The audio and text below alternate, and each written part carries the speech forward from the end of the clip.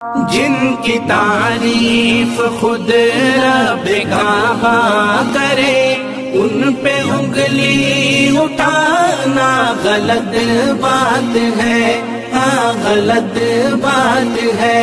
جن کو قرآن یاسین طٰہٰ کرے، ان پہ انگلی اٹھانا غلط۔ آئیے میں مقرر شعلہ بیاں فاضل نوجوان سے میں گزارش کرتا ہوں چار مصرع کے ساتھ کہ پھول سے چاند سے خوشبو کی زباں سنی، ارے پھول سے چاند سے خوشبو کی زباں سنیے، ہر طرف نجیب الرحمن صاحب کا چرچا ہے جہاں سنی، پھول سے چاند سے خوشبو کی زباں سنیے اور نجیب الرحمن صاحب گورلوی کا چرچا ہے جہاں سنیے، ارے مجھ کو آتا نہیں زندگی کو سجا کر جینا، مجھ کو آتا نہیں زندگی کو سجا کر جینا، ارے زندگی ہے کیسے جینا، نجیب الرحمن صاحب گورلوی کی زبان سے سنیے۔ ابھی غنیمت ہے صبر میرا، ابھی لبالب بھرا نہیں ہوں، وہ مجھ کو مردہ سمجھ رہا ہے، اسے کہو میں مرا نہیں ہوں، وہ کہہ رہا ہے کہ کچھ دنوں میں مٹا کے رکھ دوں گا نسل تیری، ہے اس کی عادت ڈرا رہا ہے میری فطرت ڈرا نہیں۔ ان الحمد للہ رب العالمین والصلاة والسلام على سید المرسلین محمد بن عبد اللہ الامین وعلى آلہ وصحبہ اجمعین، اما بعد۔ قال النبی صلی اللہ علیہ وسلم ان العلماء ورثة الانبیاء او کما قال علیہ الصلاة والسلام۔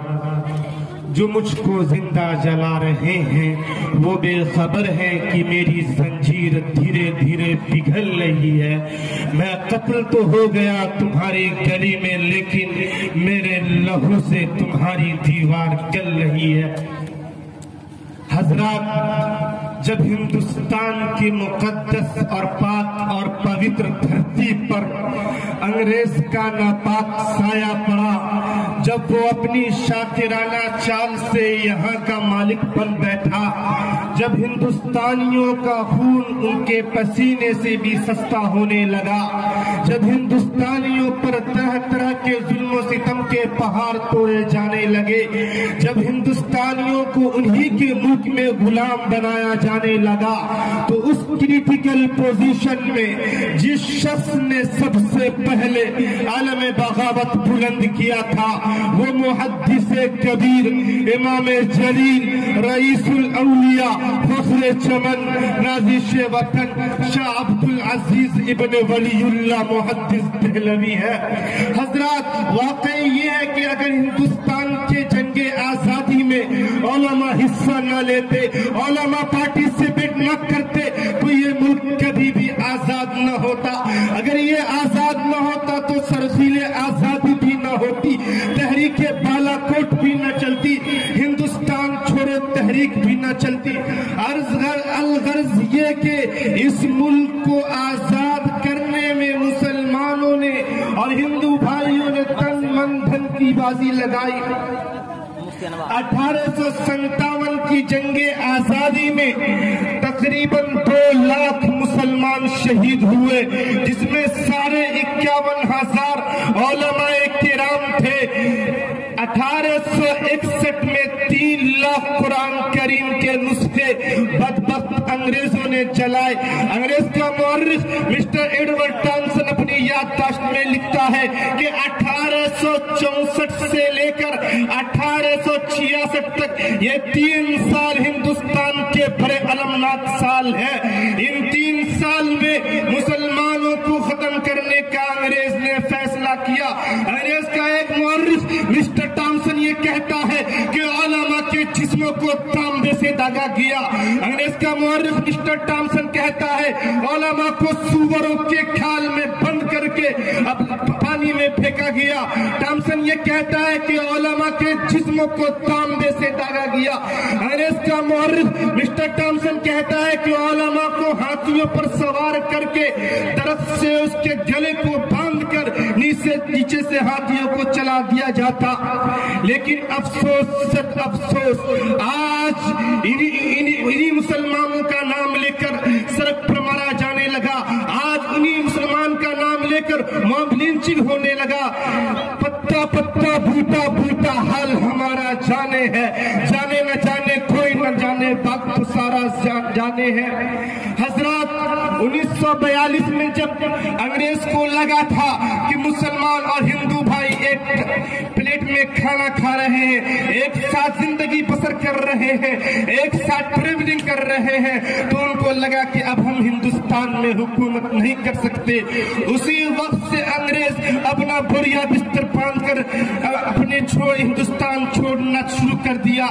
आज हम भी एक मोहल्ले में रहते हैं, आज हम एक साथ खाना खाते हैं, आज हम एक साथ ट्रेवलिंग करते हैं, चाहे वो हिंदू हो चाहे मुसलमान, भाई भाई बनकर रहते हैं। लेकिन जब वोट जैसी मुकद्दर चीज हमारा अधिकार बनता है तो न जाने जितने सारे रिश्ते खत्म हो जाते हैं और लोग आपस में बढ़ जाते हैं।